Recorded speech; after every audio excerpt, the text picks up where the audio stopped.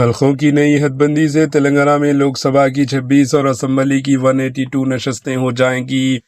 لوک سبھا اور اسمبلی حلقوں کی نئی حد بندی کے عمل سے تلنگانہ کی سیاست میں بڑے پیمانے پر تبدیلیاں ہو سکتی ہے۔ نئی حد بندی کے تحت لوک سبھا اور اسمبلی نشستوں میں نمایاں اضافہ ہوگا، جبکہ خواتین کو ایک تہی ریزرویشن بھی دیا جائے گا۔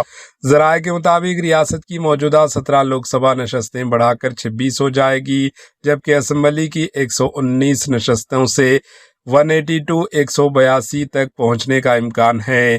ان میں تقریباً 60 نشستیں خواتین کے لیے ہوں گی۔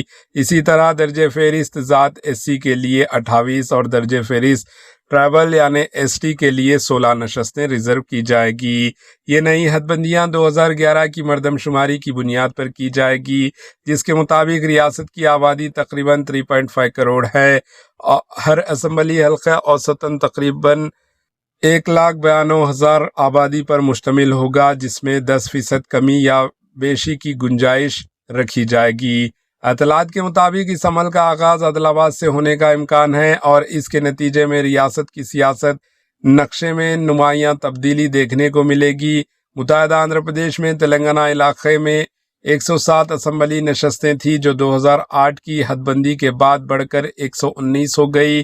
2014 میں تلنگانہ ریاست کے قیام کے بعد تنظیم نو قانون میں اسمبلی نشستوں کو 153 تک بڑھانے کی تجاویز پیش کی گئی تھی، تاہم اس پر عمل نہیں ہوا اور نشستیں 119 ہی برقرار رہی۔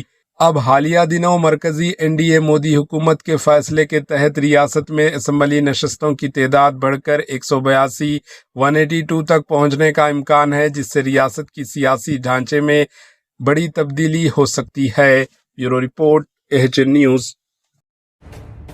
AHN نیوز کے YouTube چینل کو سبسکرائب کریں اور بیل آئیکن کو دبانا نہ بھولیں تاکہ آپ کو ہر نئی آنے والی ویڈیو کا نوٹیفیکیشن بر وقت مل سکے۔